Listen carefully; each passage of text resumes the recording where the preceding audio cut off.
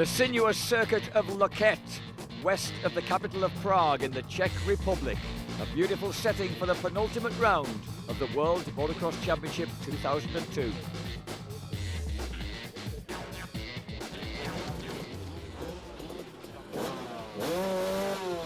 This man won the Czech Republic Grand Prix in 2000 in a tiebreaker with Frederick Bolle.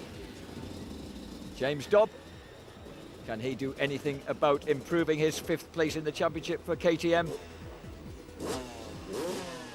Anybody who wants to improve now is running out of races to do it. The main battle on for 2nd place, just 5 points separating Honda, I almost said teammates, ex-teammates. Pit Byra at number 5, Josh Coppins number 6. Honda's Stefan Everts won here in 1997 at Loket. We wonder if a Honda can win again.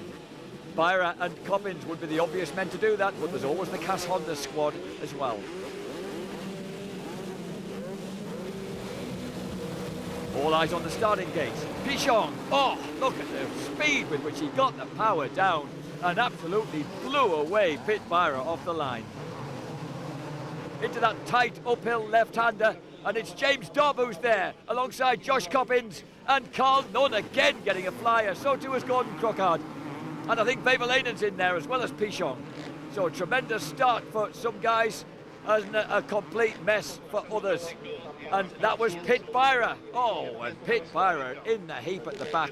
He got a bad start, he paid the penalty, and now is his 2nd place in the championship in danger. Coppins, Dobb, Nunn, Pichon. Väyväläinen is 6th, 7th Bolle. The unknown warrior is ahead of Väyväläinen. And Suter 10th, Eastwood 11th. Paul Cooper, a bad start in 15th place for the man who's leading the British Open Championship.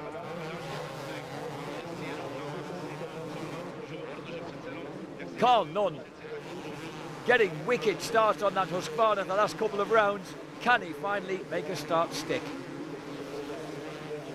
There he is, bike number 13, ahead of number 3, Crockard, number 8, Väyväläinen, number 7, Frederick Bolle. And leading them all, the classic Kiwi, Josh Coppins. Right behind him, James Dobb, reigning World 125 champion. And a terrific setting here at Loket for World Championship Motocross. Väyväläinen, Coppins, Dobb up there, it's like a British Championship round. Oh, except that James Dobb doesn't race the British Championships, beg your pardon. Gordon Crockard trying to find a way through Väyväläinen as Dobb loses out to Pichon. Pichon bursts through. 250 world champ, passing ex-125 world champ. Still reigning 125 world champ, with 125 series going right to the wire in 2002. Coppins underneath a Union Jack. That's the nearest he'll get to a Kiwi flag round here in the Czech Republic. Pichon pursuing him. Slick and stony round that adverse cambered right-hander. And Dobb having to duck through a shower of stones there from the rear wheel of the yellow Suzuki. This is the battle for the lead, the early stages of the Czech Republic Grand Prix. Fabulous setting here in the former Czechoslovakia. Very beautiful fences too. Coppins leads, Pichon 2nd, Dobb 3rd. Pichon goes for the inside and tries a mean blocking manoeuvre, but finally, kindly, just pulls out of it. But he doesn't pull out of that one, savagely cuts across the front of Josh Coppins' front wheel. Well, we've seen Coppins dish that sort of stuff out to Pit Byra during the course of the year, so, well, all's fair in love and war, as they say. Coppins, though, is coming back. As we pass that Union Jack once more, Michael PICHON glances across. No pressure on him, he's won the World Championship already. He looks as if he's enjoying himself, but look at Josh Coppins. He has a point to prove. He feels he's been robbed of that runner-up placing in the championship when the FIM deprived him of his Austrian points. He wants to get that runner-up place back. Pichon, Coppins. Pichon once again pushes underneath the Kiwi. Can Josh retaliate this time? Dobb is 3rd, Väyväläinen 4th. A great race for him ahead of Carl Nunn.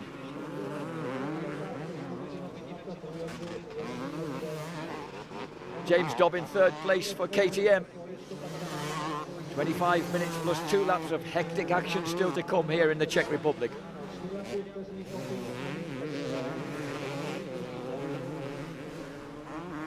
And Gordon Crockard in 6th place. A good start for Crockstar, but not the kind of mid-race position that he wanted from it. So a lot of work to do for the Ulsterman. Recovering now well from that nasty leg injury he suffered at Uddevalla in Sweden.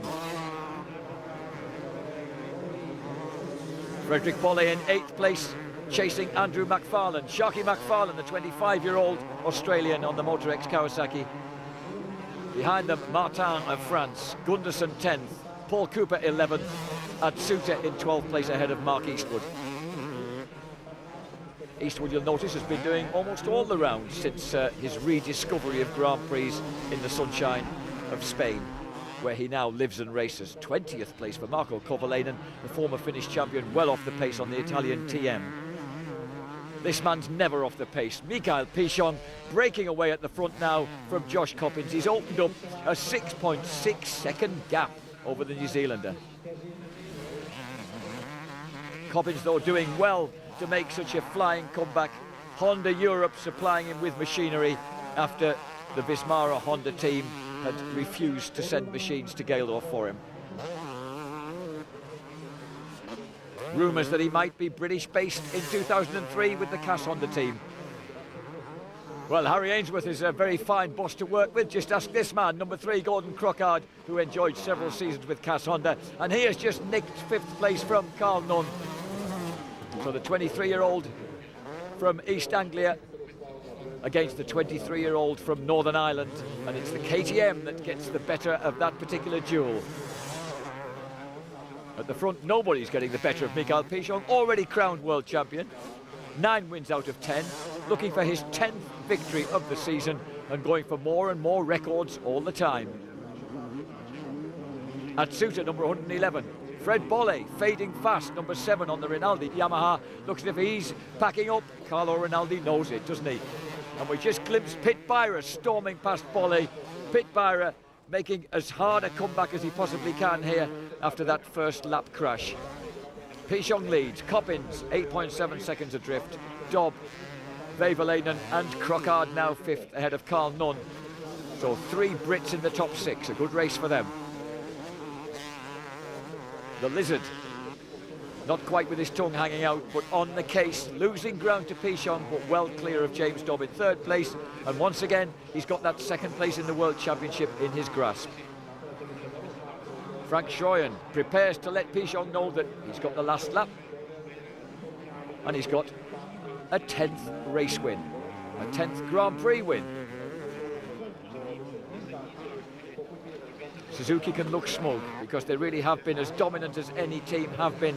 And this, remember, is a one-man team. He's had no backup all year. He's done it all himself. He wins in the Czech Republic. 22 laps completed for Michael PICHON. And the photograph for his wife. She's going to have a positive photograph album of them.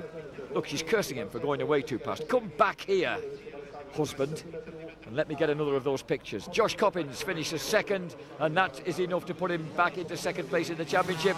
James Dobb will finish in 3rd place and finally get himself on the rostrum in the 250cc Grand Prix series this year. Jussi Väiväläinen, the tough Finn, finishes in 4th place ahead of Gordon Crockard and Carl Nunn.